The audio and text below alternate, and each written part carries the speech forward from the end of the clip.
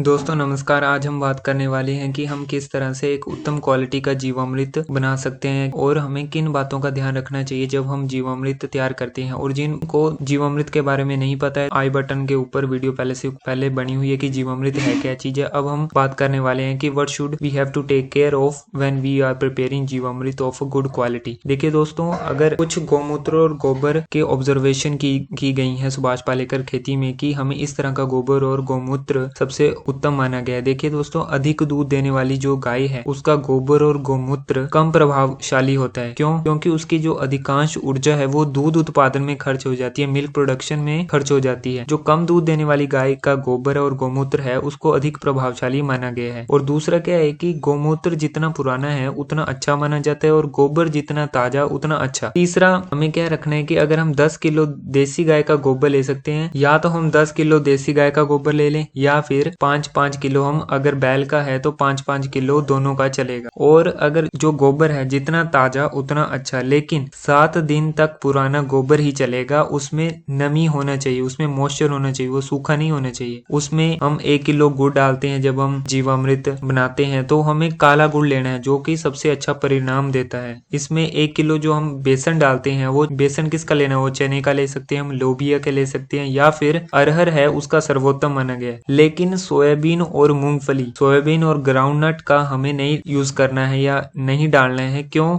क्योंकि उनकी वजह से क्या होता है कि सतह पर तेल आने से जीवाणुओं को प्राणवायु नहीं मिलती, उनको ऑक्सीजन नहीं मिल पाती। और जब हम चने का बेसन इस्तेमाल कर रहे होंगे तो हमें वो आसानी से घुलता नहीं है, इसलिए हमें क्या करना है कि उसको अलग से घोल लेना है, फिर मिलाना है उसके अंदर। जीवामृत बनाते समय पानी के अंदर तो फिर मिलाना है, पहले अलग से घोल लेना है उसको। और खेत की मेड़ की या फसल के जड़ों से चिपकी हुई मिट्टी ही मुट्ठी हमें लेनी है। और हम जब जीवामृत बनाते हैं उसमें आपको तो पता ही है, जिन्होंने पहले ये देखा होगा कि 200 लीटर पानी लेते हैं, उसमें 5 से 10 लीटर गौमूत्र मिलाते हैं और 10 किलो देसी गाय का गोबर लेते हैं और 1 किलो काला गुड़ डालते हैं और 1 किलो बेसन, चना, लोबिया या अरहर का मिलाते हैं। और जो खेत की मेड़ की मिट्टी होती है या फसल के जड़ों से चिपकी हुई मिट्टी है उसको लेते हैं। अब हमें सिर्फ एक ध्यान रखना है, और हमें क्या ध्यान रखना है कि इस घोल को हमें घड़ी की कांटे की सुई की दिशा में धीरे धीरे घोलना है, मतलब क्लॉकवाइज घोलना है। और बोरी से ढककर रात भर रहने देना है। बारिश का पानी या प्रकाश से हमें उसको डायरेक्ट उसका कॉन्टेक्ट ना हो, सो उसके लिए हमें उसको बचाना है, बारिश का पानी या प्रकाश से बचाना है। और खुले स्थान पर रखना है। क्यों खुले स्थान कहने का मतलब कि वहां पे जहाँ पे ऑक्सीजन हो, प्राणवायु हो, वहां पे होना है, कि ऐसे नहीं किसी बंद कमरे में रख दिया है ना। और हमें 48 घंटे तक उसको रखे रहना है। अगर शीतलहर है, मतलब ज्यादा ठंड है या 12 डिग्री सेल्सियस से कम तापमान है, तो हम उसको 4 दिन तक रहने दे सकते हैं। और सुबह शाम हमें 1 मिनट के लिए घड़ी की सुई की दिशा में घोलना है, क्लॉकवाइज घोलना है। और 48 घंटे या फिर 4 दिन अगर सर्दियों का है तो उसके बाद हम उसको उपयोग कर सकते हैं। और जीवामृत है जो तैयार होने के बाद 14 दिन तक उसका हम इस्तेमाल कर सकते हैं और हमें सर्वोत्तम जो परिणाम है वो 7 से 10 दिन तक मिल जाता है। तो इस तरह से हमें इनको इस्तेमाल करना है जीवामृत को।